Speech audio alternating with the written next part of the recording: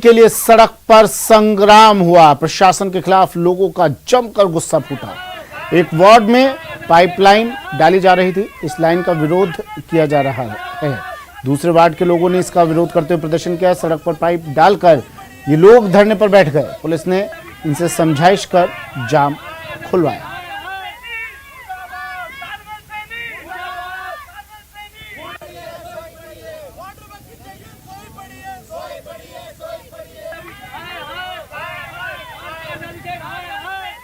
चौमू से तस्वीरें हैं। वार्ड 43 में डाली जा रही पाइपलाइन का विरोध करते हुए ये लोग सड़क पर पाइप डालकर सड़क जाम कर बैठ गए। पानी के लिए सड़क पर संग्राम। तस्वीरें चौमू से। प्रशासन के खिलाफ लोगों का जमकर गुस्सा फूटा।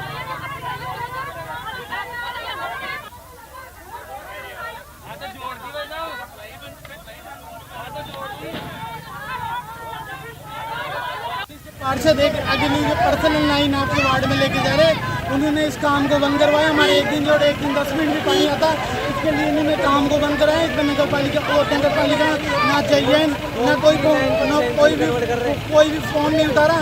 किसको कोई चौमू में रोने वाला नहीं है। वहीं सड़क निर्माण का काम रुकने से नाराज आक्रोशित लोगों ने रास्ता जाम कर दिया। निर्माण कार्य पूरा करने की लोग मांग कर रहे हैं। निर्माण कार्य से ग्रामीणों को काफी दिक्कत हो रही है। डूंगरपुर से खबर है, डूंगरपुर में आक्रोशित लोगों ने रास्ता जाम कर दिया। निर्माण कार्य पूरा करने के लोग मांग कर रहे हैं। सड़क निर्माण का काम रुकने से नाराज लोगों ने रास्ता जाम कर प्रदर्शन किया।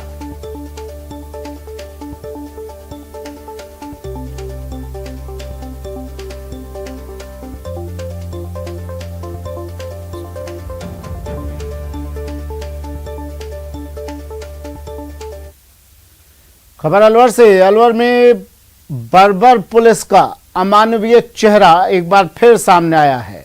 ये मामला मालाखेड़ा थाना इलाके का है, जहां प्राइवेट स्कूल के टीचर ने पुलिस पर पिटाई करने का आरोप लगाया है।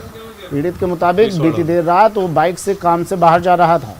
इसी दौरान पुलिस ने उसे रुकने के लिए कहा, लेकिन उसने बाइक नहीं रोकी, तो पुलिस कर्मियों ने सुभाष चौक पर उसकी पिटाई कर दी। इसके बाद पुलिस उसे थाने ले गई। यहाँ भी उसके साथ जमकर मारपीट की गई। सूचना पर सरपंच, उप सरपंच सहित अन्य लोग थाने पहुंचे। इन लोगों ने पुलिस पर दबाव बनाया, तब जाकर इसे छोड़ा गया। ये मामला पुलिस के आला अधिकारियों तक पहुंचने के बाद इसकी जांच शुरू हो गई है। पुलिस की इस बर्बरता के खिलाफ लोगों ने अपने गुस्से का इजहार किया।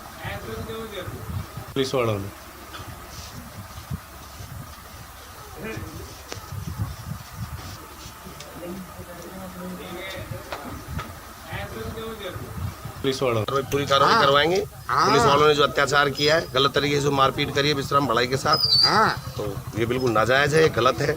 बीच सरेआम चौराहे पर एक पशुओं की तरह इसको मारा है, जिसकी कोई गलती नहीं है, बेवजह मारा है। मेरा सरपंच साहब थाने में ले जाकर फिर इसको बेरहमी से मारा है। कोई कारण तो हो, कोई वजह तो हो। ऐसे मारे जैसे कोई टेररिस्ट हो, कोई बहुत बड़ा तस्कर हो, कोई चोर हो जो हाथ। खबर राजसमंद से है। राजसमंद में मिनरल प्लांट परिसर में करंट लगने से एक युवक की मौत मामले में धरना जो चल रहा था वो अब खत्म हो गया है। करीब 8 घंटे चला धरना समझाइश के बाद समाप्त हो गया है और 6 लाख के मुआवजे पर सहमति बन गई है। बता दें कि युवक की मौत के बाद परिजन फैक्ट्री परिसर में धरने पर बैठे थे। देर रात पुलिस मौके पर पहुंची और पुलिस की मौजूदगी में दोनों पक्षों में सहमति बनी।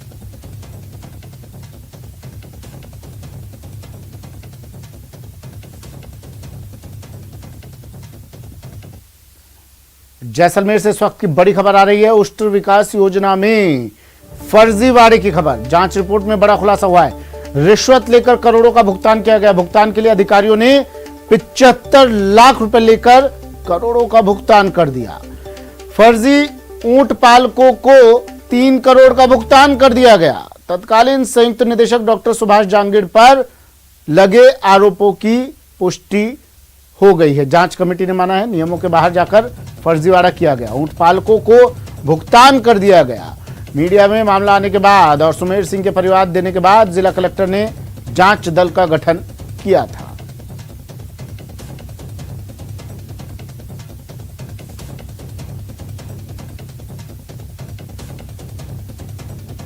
पुष्ट प्रजनन योजना के ऊपर जो घोटाला हुआ था, उस घोटाले की जांच कमेटी बिठाई थी। 3 कमेटी के सदस्य थे, उसमें तहसीलदार महोदय जैसलमेर और डॉक्टर वेंकैया सर और ये जो इन्होंने जांच अच्छी जांच की इन्होंने, और इनके ऊपर जो फर्जीवाड़ा किया गया उसकी तथ्य इन्होंने कलेक्टर महोदय को 16 जून को सौंप दिए हैं। और मैं ये चाहता हूं कि उनके ऊपर जल्द से जल्द कार्रवाई हो करके और जो दोषी इसमें हैं उनके ऊपर सख्त कार्रवाई होनी चाहिए। जांच रिपोर्ट सीधा डॉक्टर उमेश ने और तीनों टीमों ने 3 लोगों ने 3 गठित की गई थी। आवेदनों की एक बारीकी से अध्ययन किया गया, उसमें प्रत्येक आवेदन का जांच की गई, जिसमें कई ऐसे थे फॉर्म जिसमें जो साइन है वो जिनके साइन होने चाहिए वो साइन है ही नहीं, या किसी में साइन है तो वो जो ओरिजिनल साइन मैच किए, तो हमको थोड़ा सा अलग सा लगा। और ये जांच रिपोर्ट हमने जिला कलेक्टर महोदय को। और भरतपुर से बड़ी खबर आ रही है, किसानों का पैसा लेकर एक व्यापारी फरार। व्यापारी को 40 किसानों ने अपना अनाज बेचा था, करोड़ों रुपए लेकर ये व्यापारी फरार हो गया है। व्यापारी अच्छा ब्याज देने का इसने वादा किया था किसानों से। किसानों ने अब पुलिस में शिकायत दर्ज करवा दी है। गिरफ्तारी नहीं होने पर आंदोलन की चेतावनी भी किसान दे रहे हैं।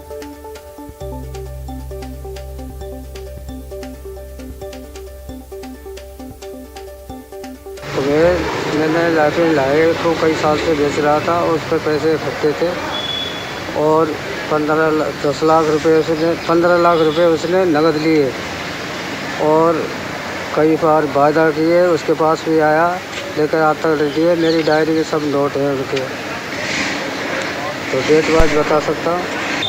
मैंने दिनांक 17/7/2020 में प्रदीप ट्रेडर्स के यहाँ सरसों बेची, जिसकी कुल कीमत थी 79,000। प्रदीप ट्रेडर्स ने वो मैंने अपनी सरसों बेची थी, जिसकी कुल कीमत 11.5 लाख रुपये। उसमें से मुझे बस 50,000 रुपये उन्होंने दिए, बाकी 11 लाख रुपये वो मेरे लिए थे। और झुंझुनू से बड़ी खबर, बैंक कर्मचारी से लूट के मामले में अपडेट। पुलिस ने वारदात का खुलासा कर दिया है। मामले में एक आरोपी को गिरफ्तार किया है और 2 बाल अपचारियों को भी पकड़ा गया है। लूट के 82,600 रुपए बरामद किए हैं। 2.5 लाख रुपए की लूट की वारदात को अंजाम दिया था, जिसमें से करीब 82,000 रुपए बरामद कर लिए हैं। सीसीटीवी कैमरे में पूरी वारदात कैद हो गई थी। अतिरिक्त पुलिस अधीक्षक वीरेंद्र मीणा ने खुलासा किया।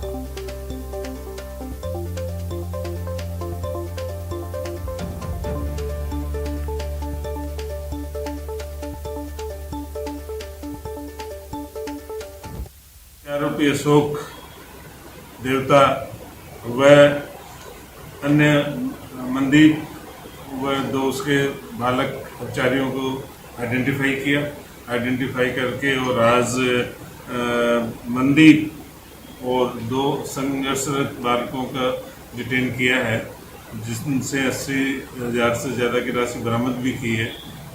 मुख्य आरोपी श्री अशोक जो है फरार है, लेकिन उनके ठिकानों पे दबिश दी जा रही है। और चलिए अब आपको दिखाते हैं एक ऐसी सड़क की कहानी जो सिर्फ कागज में बनी। भुगतान पूरा हुआ लेकिन जमीन पर सड़क नदारद है। ये सड़क है डूंगरपुर पंचायत समिति के अंदर जाने वाली माडा पंचायत के गांव कनवा की। बगैर सड़क बने पंचायत सचिव के रिश्तेदार को 4 लाख का भुगतान हो गया। ये रिपोर्ट देखिए। बगैर काम के हुआ भुगतान, पंचायत सचिव के रिश्तेदार को भुगतान। जिस सड़क का ग्रेवल सड़क के नाम से पैसा उठाया जाए, वहाँ पहले से ही मौजूद सीसी रोड बना हुआ है और आज तक 10 दिन को रिपोर्ट दी गई थी सीओ को, आज तक कोई कार्रवाई नहीं की गई। ये डूंगरपुर की कनवा गांव की वो सड़क है जिसे बनाने को लेकर हुआ घोटाला सामने आया है। आरोप है कि आंगनबाड़ी से मुख्य सड़क तक जाने वाली सड़क के लिए निजी फर्म को 4 लाख रुपए का भुगतान कर दिया गया, लेकिन यहाँ कोई सड़क बनी ही नहीं। आरोप है कि पंचायत सचिव ने अपने रिश्तेदार के फर्म को बगैर काम के भुगतान कर दिया। इनके खिलाफ कार्रवाई के लिए मैंने रिपोर्ट दिए, वो मेरे पे दबाव बना रहे हैं कि जांच उठा ले नहीं तो अच्छा नहीं रहेगा, दबाव बना रहे हैं। दिलचस्प ये भी है कि इसी के नाम की सीसी सड़क नरेगा के तहत 2015 में भी बनाई गई थी। इस मामले की शिकायत के बाद शिकायतकर्ता पर मामला वापस लेने का दबाव भी डाला जा रहा है। वहीं जिला परिषद और पंचायत समिति दोनों ही कागजों पर इस मामले की जांच तो कर रही है, लेकिन खानापूर्ति की तरह। ग्राम पंचायत मारा के सरपंच द्वारा हमें भी कुछ शिकायत लिखित में दी है, उसकी कुछ भुगतान गलत हो गया है। जांच रिपोर्ट अप्राप्त है और जांच रिपोर्ट प्राप्त होने के बाद भी इसकी सच्चाई का निर्णय किया जाएगा। जो भी दोषी कार्मिक है इसके विरुद्ध नियमानुसार कार्रवाई की जाएगी। डूंगरपुर पंचायत समिति की ओर से जांच टीम का गठन किए करीब 10 दिन बीत चुके हैं, लेकिन 10 दिन बाद भी जांच टीम की जांच पूरी नहीं हो पाई है। लेकिन जमीनी हकीकत शीशे की तरह साफ है कि जिस सड़क के लिए भुगतान हुआ वहां सड़क है ही नहीं। जयेश पवार, न्यूज़ 18 राजस्थान, डूंगरपुर। चलिए सीधे लिए चलते हैं अब आपको कोटा, जहां लोकसभा स्पीकर ओम बिरला पहुंचे हैं। जन सुनवाई लोकसभा स्पीकर की सीधी तस्वीर टीवी स्क्रीन पर।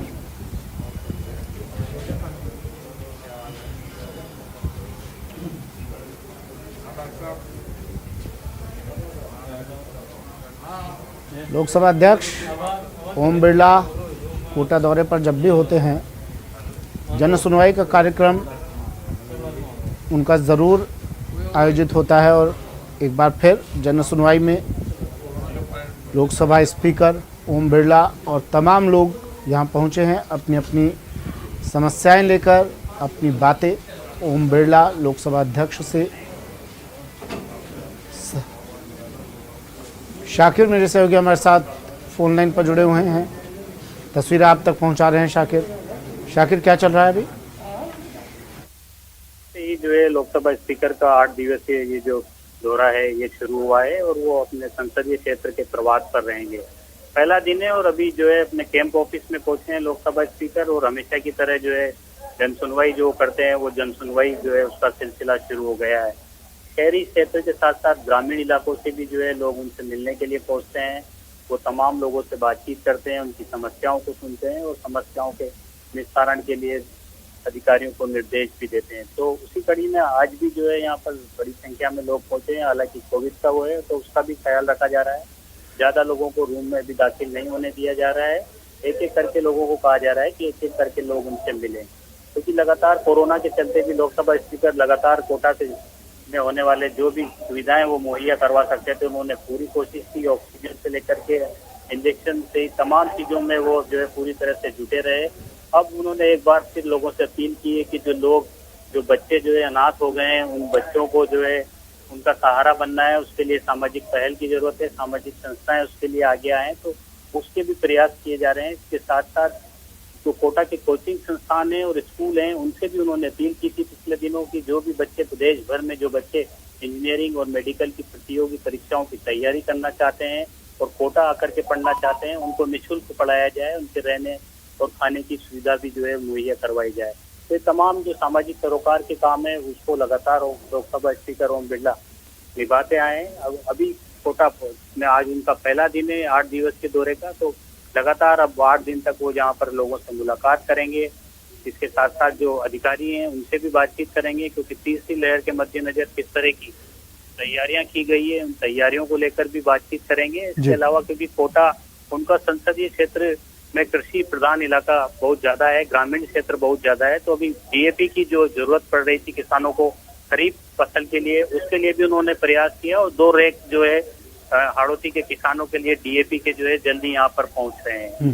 तो सुमित लोकसभा स्पीकर लगातार प्रयास कर रहे हैं। और एक और बात हमारे दर्शकों को बता दूं, क्योंकि मुकुंदरा टाइगर रिजर्व को वापस गुलजार करना है, इसको लेकर के स्पीकर ओम बिरला लगातार एनटीसीए के जो अधिकारी हैं उनसे संपर्क में है और कोशिश ये है कि जल्दी एनटीसीए की जो टीम है वो कोटा आए और मुकुंदरा का दौरा करे, ताकि जो तय किया गया है कि 2 बाघ एक बाघिन जहां पर जल्द शिफ्ट किए जाएंगे ताकि मुकुंदरा को वापस से गुलजार किया जा सके, उसके भी प्रयास में जो है लोकसभा स्पीकर जुटे हुए हैं। तो अभी जन सुनवाई का सिलसिला चल रहा है, बारी बारी से वो लोगों से मुलाकात कर रहे हैं। इसके बाद में वो प्रशासनिक अधिकारियों से भी बातचीत करेंगे और 8 दिन वो कोटा अपने संसदीय क्षेत्र कोटा बूंदी मरी में ही रहेंगे और तमाम जो सामाजिक कार्य हैं उनमें वो पूरा हिस्सा लेंगे। जी सुनिए। अच्छा शाकिर, जन सुनवाई की अभी बात कर रहे हैं हम, किस तरह की समस्याएं लेकर लोग यहाँ पर, और ज़्यादातर ग्रामीण इलाका यहाँ पर है तो ग्रामीण लाजमी सी बात है ग्रामीण लोग यहाँ पर पहुँचे होंगे,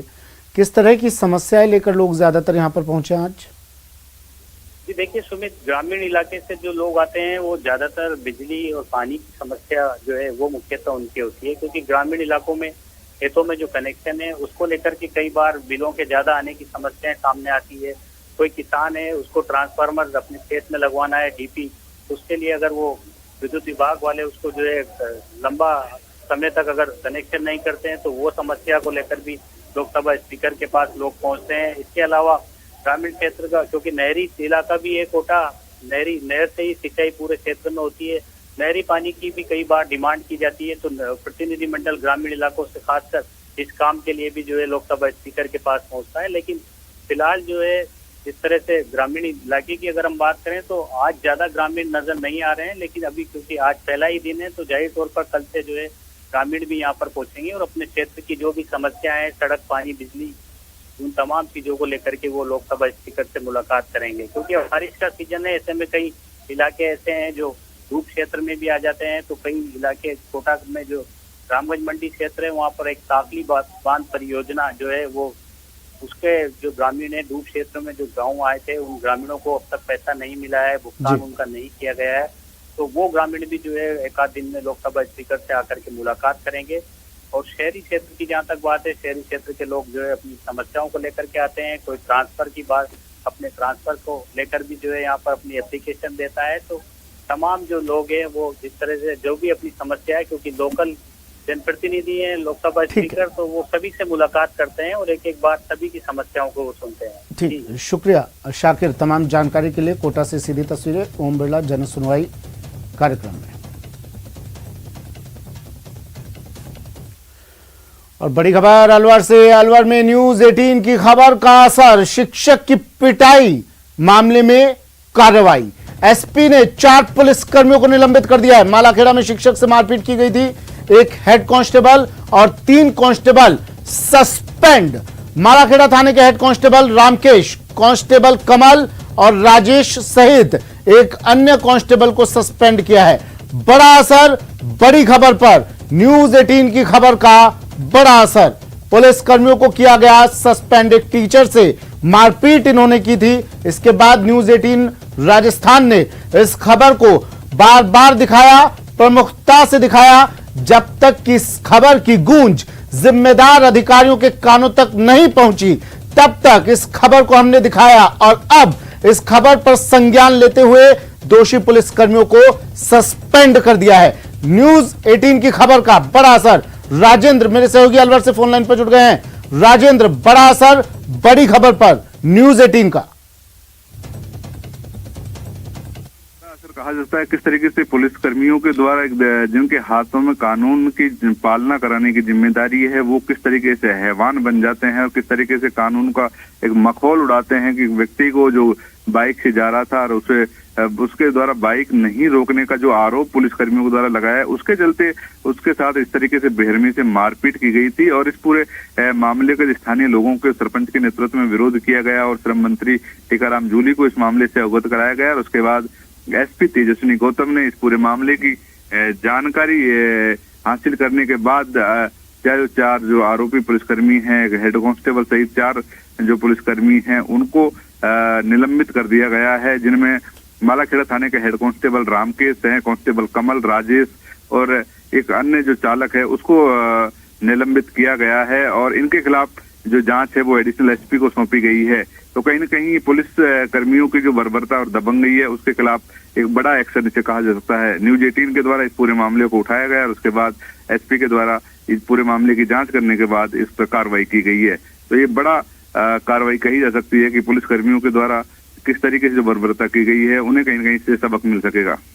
इन 4 पुलिसकर्मियों की अगर बात की जाए राजेंद्र, जिन्हें सस्पेंड किया गया, इनका इतिहास क्या कहता है? क्या इनके इतिहास में और भी कालिक पुती हुई है? जी देखो, इस मामले में अलवर पुलिस का पूरी अलवर पुलिस का ही ट्रैक रिकॉर्ड कहा जा सकता है। कहीं न कहीं इस तरीके के आरोप लगातार लगते रहे हैं और फिर उन्हें जांच के नाम पे निलंबित कर दिया जाता है, फिर बहाल किया जाता है। लेकिन इनके खिलाफ एक और कार्रवाई की गई है कि जो परिवादी है उसके खिलाफ के द्वारा एक मुकदमा थाने में दर्ज कराया गया है। तो कहीं न कहीं अब इसमें मुकदमा दर्ज करवाने के बाद में पुलिस क्या कार्रवाई करती है, ये एक बड़ा सवाल होगा। अगर पुलिस इस पे पूरे ईमानदारी से काम करके इनके खिलाफ चालान पेश करे और दोषी पाए पुलिसकर्मियों को, तब एक बड़ा सबक हो सकता है। अन्यथा पुलिस इस पूरे मामले को अगर लिपापोती करती है तो कहीं न कहीं फिर वही नतीजा जो ढाक के 3 पात निकलेगा। ठीक है, शुक्रिया राजेंद्र तमाम जानकारी के लिए। राजेंद्र शर्मा मेरे सहयोगी अलवर से फोन लाइन पर जुड़े। बड़ी खबर का बड़ा असर, न्यूज 18 ने इस खबर को प्रमुखता से दिखाया। 4 पुलिसकर्मियों को एसपी ने निलंबित कर दिया। खबर न्यूज 18 पर प्रसारित होने के बाद बड़ी कार्रवाई। न्यूज 18 की खबर का असर, 4 पुलिसकर्मी सस्पेंड। एक टीचर से मारपीट की थी इन्होंने और उसके बाद एसपी तेजस्विनी गौतम ने कार्रवाई करते हुए इन 4 पुलिसकर्मियों को सस्पेंड कर दिया है। और अब खबर काली कमाई के मोह में फंसे प्रदेश के अधिकारियों की। प्रदेश में कई नए आरएएस अधिकारी पोस्टिंग मिलते ही करप्शन का खेल खेलकर ब्यूरोक्रेसी पर दाग लगा रहे हैं। ये रिपोर्ट देखिए। नए आरएएस अफसरों में काली कमाई का लालच। 4 साल में 25 आरएएस अफसर सस्पेंड। अफसरशाही में ऊपर की कमाई। प्रदेश में 7वां वेतनमान लगने से भले ही अधिकारियों की मोटी तनख्वाह हो गई है, लेकिन कई आरएएस अधिकारी अपने फर्ज और ईमान का सौदा कर ऊपरी कमाई करने से बाज नहीं आ रहे और ब्यूरोक्रेसी के दामन पर अनगिनत दाग लगा रहे हैं। जी हां, पिछले 4 साल में 25 आरएएस अफसर अलग अलग आरोप में सस्पेंड हुए हैं। इनमें से ज्यादातर सस्पेंड अफसरों पर रिश्वत लेने का आरोप है। करप्शन के दलदल में फंसे अधिकारियों में चौंकाने वाली बात ये है कि एसीबी ने पिछले 3 साल में जिन आरएएस अधिकारियों को रिश्वत लेते हुए दबोचा है, उनकी पोस्टिंग हुए महज 2 से 3 साल ही हुए हैं। इसकी बानगी देख लीजिए। पिंकी मीणा 2017 बैच। 3 जनवरी 2021 को एसीबी ने हाईवे निर्माण में 10 लाख रुपए की रिश्वत मांगने के आरोप में गिरफ्तार किया था। जमानत पर जेल से रिहा, निलंबन अभी बरकरार है। सुनील कुमार 2019 बैच। 30 मार्च 2021 को बाड़मेर के गूड़ा मालानी के एसडीएम रहते हुए रिश्वत मामले में एसीबी ने गिरफ्तार किया था। 16 मार्च 2021 से सस्पेंड हैं। सुनील कुमार झिंगोनिया 2019 बैच। 14 जून 2021 को उदयपुर के लसाड़िया के एसडीएम रहते हुए रिश्वत लेने के आरोप में एसीबी ने गिरफ्तार किया था। नए अफसर जिस तरह नौकरी ज्वाइन करते ही रिश्वत के आरोप में फंसते जा रहे हैं, उससे नए अफसरों को अच्छी ट्रेनिंग नहीं मिलना और सीनियर्स की मॉनिटरिंग की कमी की ओर इशारा कर रही है। न्यूज 18 राजस्थान के लिए जयपुर से प्रेम मीणा की रिपोर्ट। और झुंझुनू से बड़ी खबर आ रही है। बीडी के अस्पताल में हंगामा। मरीज की मौत के बाद परिजनों का हंगामा। मेडिकल स्टाफ से मारपीट का आरोप भी। रमजान खान की मौत पर परिजनों ने हंगामा किया। मृतक के परिजनों का चिकित्सा कर्मियों पर आरोप है। कहा कि लगातार तबीयत बिगड़ती जा रही थी। कई बार कहने के बावजूद भी वार्ड में मौजूद चिकित्सा कर्मियों ने नहीं संभाला। पुलिस अब मौके पर पहुंची। समझाइश के बाद परिजन शव ले गए। आज कोई रमजान नाम के व्यक्ति इलाज के लिए भर्ती हुए थे, जिनकी सर्जरी हुई थी। इलाज के दौरान के बाद ऑपरेशन के बाद में उनकी मृत्यु हो गई थी, जिस पर उनके परिजनों ने थोड़ा आक्रोश व्यक्त किया था, जिसको हॉस्पिटल स्टाफ और पुलिस के द्वारा समझाइश की गई।